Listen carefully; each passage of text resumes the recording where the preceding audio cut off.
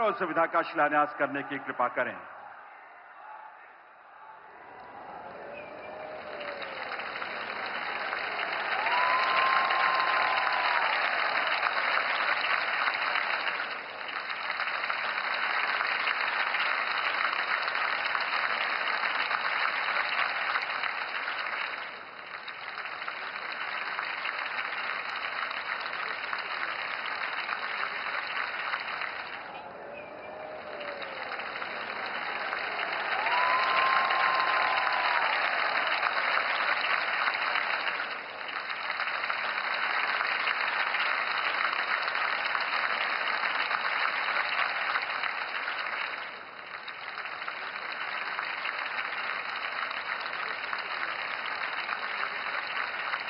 भारत माता की, भारत माता की, भारत माता की।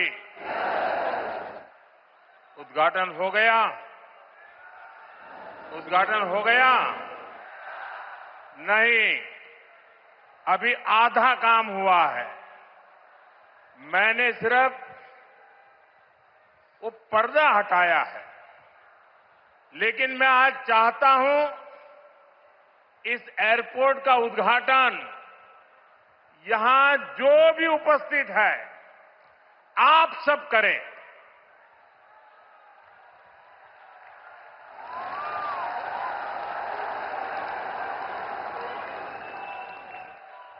और इसलिए आप अपना मोबाइल फोन निकालिए, अपने मोबाइल फोन का फ्लैश लाइट कीजिए और आप इसका उद्घाटन कर रहे हैं।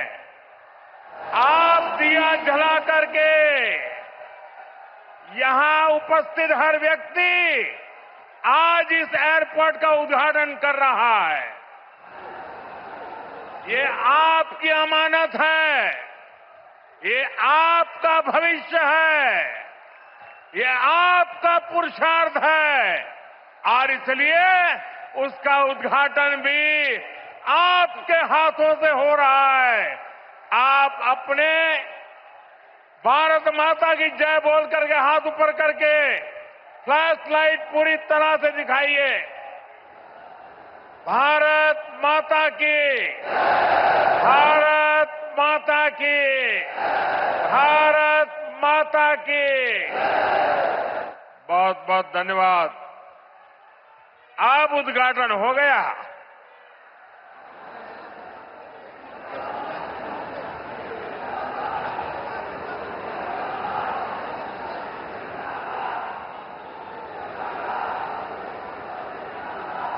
उत्तर प्रदेश के राज्यपाल आनंदीबेन पटेल,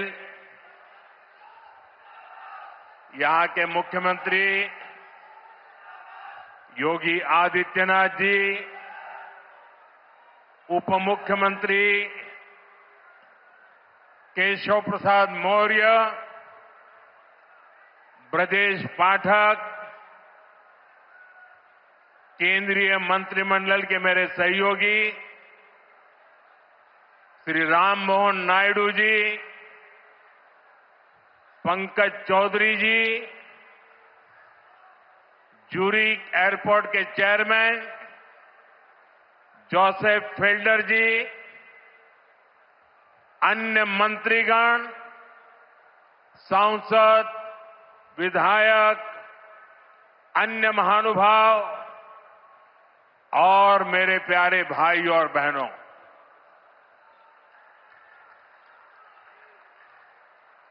मैं देख रहा हूं आज जहां भी मेरी नजर पड़ रही है सारे युवा मुझे नजर आ रहे हैं।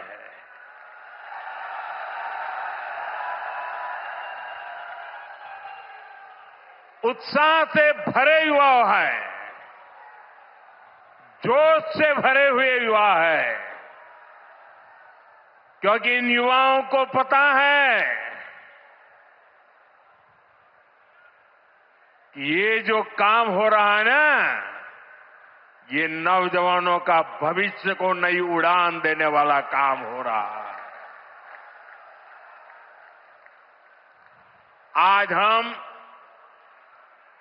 विकसित यूपी, विकसित भारत अभियान का एक नया अध्याय शुरू कर रहे हैं। देश का सबसे बड़ा प्रदेश आज देश के सबसे अधिक इंटरनेशनल एयरपोर्ट्स वाले राज्यों में से एक हो गया है। और आज मेरे लिए गर्व और प्रसन्नता के दो कारण हैं। एक तो ये है, इस एयरपोर्ट का शिलान्यास भी करने का सौभाग्य आप सबने मुझे दिया था और आप सबने इस एयरपोर्ट के उद्घाटन का सौभाग्य भी मुझे दिया। लेकिन मैंने उस सौभाग्य को आपके साथ बांट दिया और आपके हाथों से उद्घाटन करवा दिया। दूसरा, जिस उत्तर प्रदेश ने मुझे अपना प्रतिनिधि चुना, जिस उत्तर प्रदेश ने मुझे सांसद बनाया, उसकी पहचान के साथ, उस उत्तर प्रदेश की पहचान के साथ इस भव्य एयरपोर्ट का नाम भी जुड़ गया है। साथियों, नोएडा का ये एयरपोर्ट आगरा, मथुरा, अलीगढ़, गाजियाबाद, मेरठ, इटावा, बुलंदशहर, फरीदाबाद, इस पूरे क्षेत्र को बहुत बड़ा लाभ होने वाला है। हिंदुस्तान को और उत्तर प्रदेश को तो होना ही होना है। ये एयरपोर्ट पश्चिमी उत्तर प्रदेश के किसानों, छोटे और लघु उद्योगों, यहां के नौजवानों के लिए अनेक नए अवसर लेकर आने वाला है। यहां से दुनिया के लिए विमान तो उड़ेंगे ही, साथ ही ये विकसित उत्तर प्रदेश की उड़ान का भी प्रतीक बनेगा। मैं उत्तर प्रदेश को विशेष रूप से पश्चिम उत्तर प्रदेश की जनता को इस भव्य एयरपोर्ट के लिए बहुत बहुत बधाई देता हूं। साथियों, आज का ये कार्यक्रम भारत के नए मिजाज का प्रतीक है। आप सभी देख रहे हैं कि आज पूरा विश्व कितना चिंतित है। पश्चिम एशिया में एक महीने से युद्ध चल रहा है। युद्ध की वजह से कई सारे देशों में खाने पीने के सामान, पेट्रोल, डीजल, गैस, खाद, ऐसी कई जरूरी चीजों का चारों तरफ संकट पैदा हो गया है। हर देश इस संकट का सामना करने के लिए कुछ न कुछ कोशिश कर रहा है, प्रयास कर रहा है। और हमारा भारत भी इस संकट का पूरी शक्ति से मुकाबला कर रहा है, देशवासियों की ताकत के भरोसे कर रहा है। भारत तो बहुत बड़ी मात्रा में कच्चा तेल और गैस, ये जहां युद्ध चल रहा है ना, इस युद्ध से प्रभावित इलाके से मंगाता है। इसलिए सरकार हर वो कदम उठा रही है जिससे सामान्य परिवारों पर, हमारे किसान भाई बहनों पर इस संकट का बोझ न पड़े। साथियों, संकट के इस समय में भी भारत ने अपने तेज विकास को निरंतर जारी रखा है। मैं सिर्फ पश्चिमी उत्तर प्रदेश की ही बात करूं तो पिछले कुछ सप्ताह में ही ये चौथा बड़ा प्रोजेक्ट है जिसका शिलान्यास या लोकार्पण हुआ है। इन कुछ ही सप्ताह में, इस दौरान नोएडा में बहुत बड़ी सेमी कंडक्टर फैक्ट्री का शिलान्यास हुआ।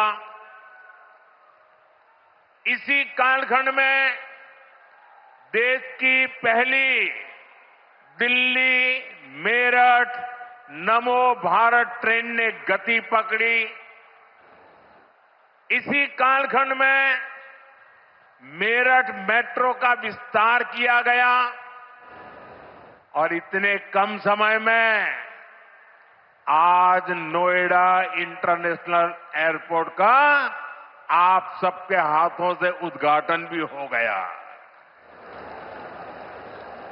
साथियों, ये सारे प्रोजेक्ट्स यूपी के विकास के लिए डबल इंजन सरकार के प्रयासों का शानदार उदाहरण है। सेमीकंडक्टर फैक्ट्री भारत को टेक्नोलॉजी में आत्मनिर्भर बना रही है। मेरठ मेट्रो और नमो भारत रेल तेज और स्मार्ट कनेक्टिविटी दे रही है और ये हमारा जेवर एयरपोर्ट पूरे उत्तर भारत को दुनिया से जोड़ रहा है। और आपने अभी वीडियो में देखा, ये ऐसा एयरपोर्ट बन रहा है, हर 2 मिनट में एक जहाज उड़ेगा, हर 2 मिनट में एक जहाज उड़ेगा। पहले सपा वालों ने नोएडा को अपनी लूट का एटीएम बना लिया था, लेकिन आज भाजपा सरकार में वही नोएडा यूपी के विकास का सशक्त इंजन बन रहा है। साथियों, जेवर का ये एयरपोर्ट डबल इंजन सरकार की कार्य संस्कृति भी, इस कार्य संस्कृति का भी बहुत अच्छा उदाहरण है। अब आप सोचिए, इस एयरपोर्ट को अटल बिहारी वाजपेयी जी की सरकार ने 2003 में ही फाइल में मंजूरी दे दी थी। 2003 में आप में से बहुत होंगे जिसका जन्म नहीं हुआ होगा। बहुत वो लोग होंगे जो उस समय 25-30 साल के, 35 साल के हुए होंगे और आज रिटायर्ड की हो गए, लेकिन एयरपोर्ट नहीं बना। लेकिन केंद्र में कांग्रेस और यहां की पहले की सरकारों ने सालों तक इस एयरपोर्ट की नींव तक नहीं पड़ने दी। 2004 से 2014 तक ये एयरपोर्ट फाइलों में ही दबा रहा। जब हमारी सरकार बनी तो यूपी में सपा की सरकार थी। शुरू के 2-3 सालों में सपा वालों ने इस पर काम नहीं होने दिया। लेकिन जैसे ही यहां भाजपा एनडीए की सरकार बनी, दिल्ली में भाजपा एनडीए की सरकार बनी, तो जेवर एयरपोर्ट की नींव भी पड़ी, निर्माण भी हुआ और अब ये शुरू भी हो गया है। साथियों, एयरपोर्ट के अलावा ये क्षेत्र देश के 2 बड़े फ्रेट कॉरिडोर्स का भी हब बन रहा है। ये फ्रेट कॉरिडोर मालगाड़ियों के लिए बिछाई गई स्पेशल पटरियां हैं। इससे उत्तर भारत की बंगाल और गुजरात के समंदर से कनेक्टिविटी बेहतर हो गई है और दादरी वो स्थान है जहां ये दोनों कॉरिडोर्स आपस में मिलते हैं।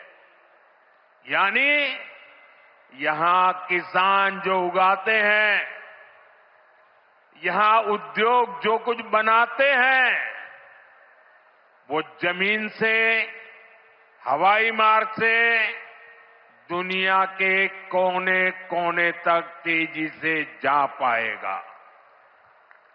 ऐसी मल्टी मॉडल कनेक्टिविटी के कारण यूपी दुनिया भर के निवेशकों के लिए बहुत बड़ा आकर्षण बन रहा है।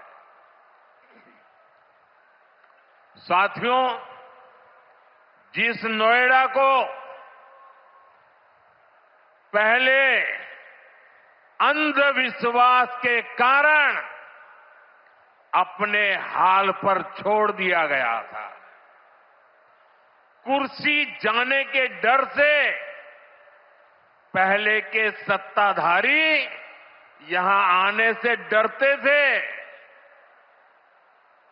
मुझे याद है यहां की सपा सरकार थी और मैंने नोएडा आने का कार्यक्रम बनाया, तो मुख्यमंत्री इतने डरे हुए थे कि वो उस कार्यक्रम में नहीं आए और मुझे भी डराने की लोगों ने कोशिश की कि नोएडा मत जाओ मोदी जी, अभी अभी प्रधानमंत्री बने हो। मैंने कहा इस धरती का आशीर्वाद लेने जा रहा हूं जो मुझे लंबे अरसे तक सेवा करने का मौका देगा।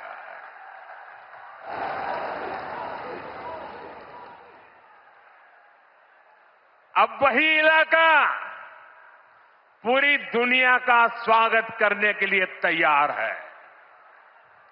ये पूरा क्षेत्र आत्मनिर्भर भारत के संकल्प को सशक्त कर रहा है।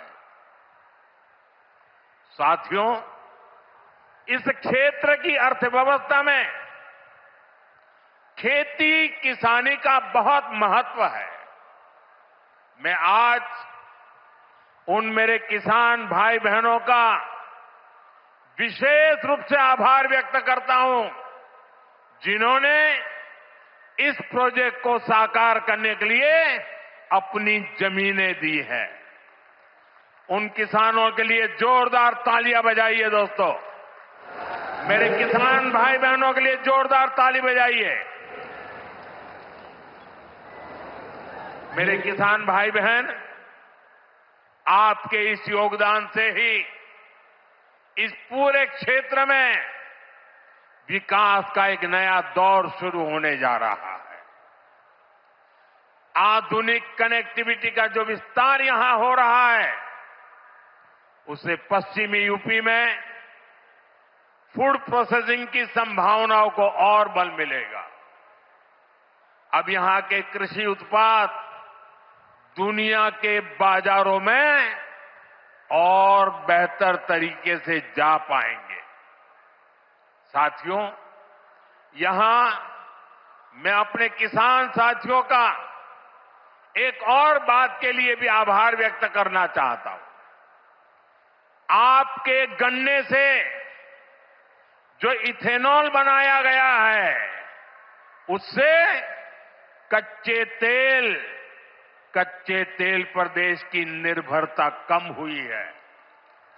अगर इथेनॉल का उत्पादन न बढ़ता, पेट्रोल में उसकी ब्लेंडिंग न बढ़ती, तो देश को हर वर्ष 4.5 करोड़ बैरल 4.5 करोड़ बैरल यानी लगभग 700 करोड़ लीटर कच्चा तेल विदेशों से मंगवाना पड़ता। किसानों के परिश्रम ने देश को इस संकट के समय में इतनी बड़ी राहत दी है। साथियों,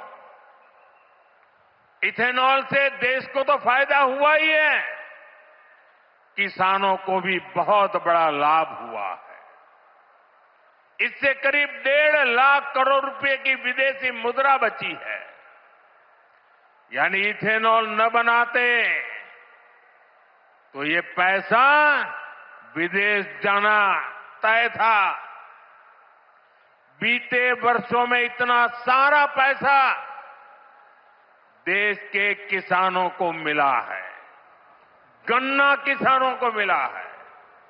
साथियों, यहां के गन्ना किसानों ने तो पहले के वो दिन भी देखे हैं जब कई सालों तक गन्ने का बकाया लटका रहता था। लेकिन आज भाजपा की डबल इंजन सरकार के प्रयासों से गन्ना किसानों की स्थिति बेहतर हुई है। साथियों, किसी भी देश में एयरपोर्ट सिर्फ एक सामान्य सुविधा नहीं होता। ये एयरपोर्ट प्रगति को भी उड़ान देते हैं। साल 2014 से पहले देश में सिर्फ 74 एयरपोर्ट थे। आज 160 से अधिक एयरपोर्ट देश में है।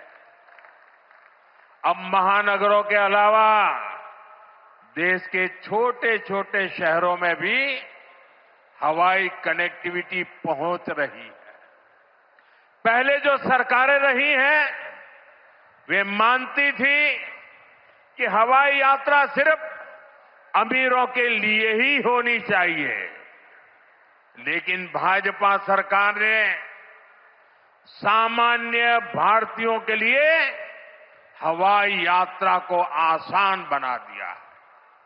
हमारी सरकार ने उत्तर प्रदेश में हवाई अड्डों के नेटवर्क का तेजी से विस्तार करते हुए उनकी संख्या बढ़ाकर 17 कर दी है। साथियों, भाजपा सरकार का निरंतर प्रयास रहा है कि एयरपोर्ट भी बने और किराया भाड़ा भी सामान्य परिवारों की पहुंच में रहे। इसलिए हमने उड़ान योजना शुरू की थी। इस स्कीम के कारण बीते कुछ सालों में 1,60,00,000 से अधिक देशवासियों ने उड़ान योजना से टिकट लेकर सस्ती दरों पर हवाई यात्रा की है। और मैं आपको एक और जानकारी देना चाहता हूं। हाल में ही केंद्र सरकार ने उड़ान योजना को और विस्तार दिया है।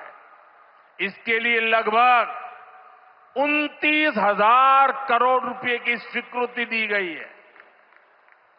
आने वाले वर्षों में इसके तहत छोटे छोटे शहरों में 100 नए एयरपोर्ट और 200 नए हेलीपैड बनाने की योजना है। यूपी को भी इससे बहुत अधिक लाभ होगा। साथियों, भारत का एविएशन सेक्टर बहुत तेजी से गति और विकास कर रहा है। जैसे जैसे भारत में नए नए एयरपोर्ट बन रहे हैं, वैसे वैसे नए हवाई जहाजों की जरूरत भी बढ़ती जा रही है।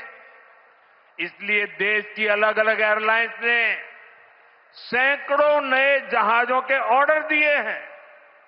ये जो नई सुविधाएं, नए जहाज आ रहे हैं, इनको उड़ान वाले और इसको उड़ाने वाले, इनमें सर्विस देने वाले, मेंटेनेंस से जुड़े, ऐसे हर काम के लिए बहुत बड़ी संख्या में वर्कफोर्स की जरूरत होगी। ये युवाओं के लिए बहुत बड़ा अवसर है। इसलिए हमारी सरकार एविएशन सेक्टर में ट्रेनिंग की सुविधाओं का भी विस्तार कर रही है। साथियों, आप जब अपनी कोई गाड़ी खरीदते हैं तो ये जरूर देखते हैं कि उस गाड़ी बनाने वाली कंपनी का सर्विसिंग सेंटर आसपास है या नहीं है। आप जानकर हैरान हो जाएंगे कि हमारे देश में हवाई जहाजों की सर्विसिंग यानी उनके मेंटेनेंस, रिपेयर एंड ओवरहॉल की पुख्ता व्यवस्था ही नहीं थी। भारत के 85 एयरपोर्ट 85% हवाई जहाजों को आज भी मेंटेनेंस, रिपेयर एंड ओवरहॉल यानी एमआरओ के लिए इस काम के लिए विदेश भेजना पड़ता है। इसलिए हमारी सरकार ने ठाना है कि एमआरओ सेक्टर में भी भारत को आत्मनिर्भर बनाएंगे। अब भारत में ही बहुत बड़े पैमाने पर एमआरओ सुविधाएं विकसित की जा रही है। आज यहां जेवर में भी एमआरओ सुविधा का शिलान्यास हुआ है। ये सुविधा जब तैयार हो जाएगी तो ये देश विदेश के विमानों को सेवा देगी। इससे देश को कमाई भी होगी, हमारा पैसा भी देश में ही रहेगा और युवाओं को अनेक रोजगार भी मिलेंगे। साथियों, आज हमारी सरकार की प्राथमिकता देश के नागरिकों की सुविधा है। देश के नागरिक का समय बचे और उसकी जेब पर ज्यादा बोझ भी न पड़े, ये हमारा लक्ष्य है। मेट्रो और वंदे भारत जैसी आधुनिक रेल सेवाओं का इसी भाव से ही विस्तार किया जा रहा है। दिल्ली मेरठ नमो भारत रेल, इसका कितना फायदा हो रहा है ये भी हम सब देख रहे हैं।